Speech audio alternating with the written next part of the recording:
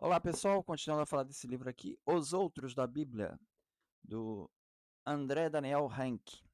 Então vou tratar de outro ponto aqui abordado no livro, que ele trata essa relação, né, do judaísmo, do cristianismo com o ambiente que o cerca, né, os povos que o cercam. Então, ainda falando aqui dos egípcios, ele vai falar então, o leitor atento, na página 114, o leitor atento pode perceber outras coincidências. O templo de Salomão também estava voltado para o nascer do sol, como o templo dos egípcios, e ambos tinham um espaço interior chamado Santo dos Santos. A diferença estava no conteúdo desse espaço, igualmente sem janelas, escuro. No templo egípcio estava a estátua da divindade, que era cuidada, alimentada e venerada. Já no templo hebreu estavam duas estátuas gigantes de querubins, simbolizando a presença divina, e a Arca da Aliança. Outra diferença era que o serviço da divindade egípcia era diário, enquanto o Santo dos Santos era visitado apenas uma vez ao ano, para o dia da expiação.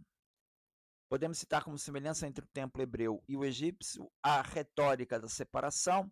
A divindade era sagrada, inacessível à pessoa comum, e apenas os sacerdotes devidamente purificados poderiam entrar dentro da sua presença. Esse elemento pedagógico, presente com muita força no ritual levítico, mostrava que Deus é santo e, portanto, separado do pecador. Essa verdade espiritual viria a ser lembrada no Novo Testamento, quando Mateus mencionou que o véu de separação do Santo dos Santos se rasgou no momento da morte de Jesus, de Cristo, Mateus 27, 51, eliminando a separação entre Deus e os homens. Então, são as semelhanças que ele traça aí entre o templo de Jerusalém e o templo egípcio. Ele vai falar mais sobre isso na página 155. Quando ele vai comparar agora, não mais com os egípcios, mas com os cananeus, tá? Que os cananeus se integraram a Israel e os fenícios trouxeram contribuições técnicas para o povo, que deixaram o seminomadismo tribal para se tornar um estado sedentário. Junto com as vantagens técnicas veio o aspecto religioso. Alguns elementos foram condizentes com a fé bíblica revelada, já outros profundamente contraditórios. O templo construído em Jerusalém tinha características cananeias e sírias típicas, o que mostra o tamanho da influência dos engenheiros oriundos de Tiro. Né? Salomão pediu especialistas lá de Tiro para construir o templo. A estrutura fundamental seguia o modelo consagrado na Síria, tendo um pórtico, uma nave e um santuário interior, o Santo dos Santos. Se considerarmos a divisão anterior do tabernáculo em santuário e Santo dos Santos, a aceitação do modelo aramaico não representou grandes dificuldades, pois apenas acrescentou um pórtico à planta antiga. Um detalhe interessante que apareceu no templo construído por Salomão foram as duas colunas de bronze na entrada, de caráter estético, sem função de sustentação. Está em 1 Reis 7:21. Essas colunas chamam a atenção por serem características dos templos cananeus. No templo de Baal, de Tiro, Heródoto viu duas impressionantes colunas desse tipo, uma de ouro e outra de esmeralda. Assim como no caso egípcio, a presença de um santo dos santos na área restrita, acesso restrito tinha relação com o mesmo discurso de separação entre o divino e o humano, constante nas culturas antigas.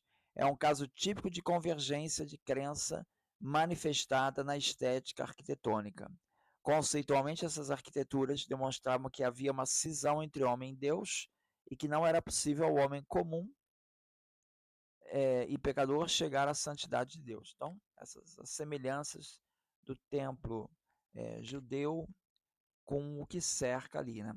Ele fala também que outro conceito que vai estar presente é a questão do politeísmo, né? Porque na história de Israel é uma constante essa questão do politeísmo, está sempre aparecendo lá no texto, né?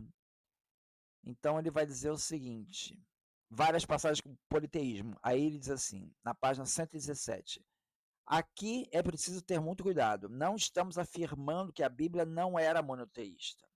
Ela é, não há dúvidas disso. Precisamos compreender que a revelação divina é uma coisa, mas o entendimento e a prática do povo que recebeu é outra. Deus se revelou como único ao povo escolhido, mas esse povo não entendeu ou não aceitou assim. Isso nos ajuda a compreender algumas passagens que aparecem no texto sagrado. Por exemplo, a afirmação monoteísta do Deuteronômio, do Shema de Israel, Deuteronômio 6.4, é absolutamente monoteísta. Tá? Ao mesmo tempo, encontramos em Salmos cantando que Javé é o grande rei sobre todos os deuses. Salmos 95:3. Ué, tem outros deuses? Ou que ele preside o julgamento dos deuses. Essa passagem é famosa, né? Javé numa mesa, junto com outros deuses, e ele presidindo. Salmos 82:1. Ele diz assim: não se trata de texto que afirma a existência de outros deuses. Não, tá claro isso, está no texto. Na verdade, mostram que o autor acreditava que existiam e o que Deus de Israel era senhor deles. Mas ele acabou de dizer, páginas atrás, que o autor do texto era Deus. Não é inspiração? Aqui ele já está dizendo que o autor é a pessoa que escreveu, que é o que eu concordo. É o cara que escreveu assim. Pois é. Essa relação controversa entre prática do povo e a revelação divina aparece claramente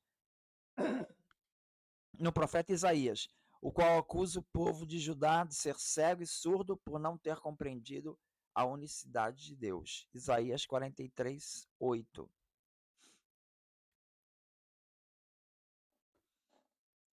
E vai voltar a falar disso no página 163.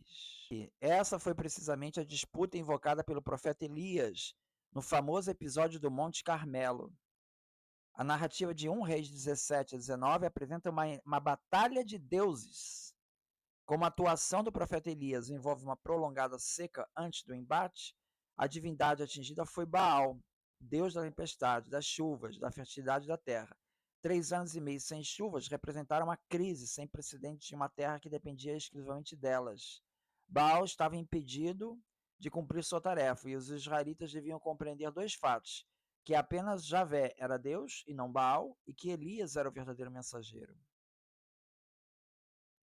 Então, novamente, temos aqui uma disputa ali com outros deuses, com Baal, que é o deus cananeu, e está sendo colocado ali no texto.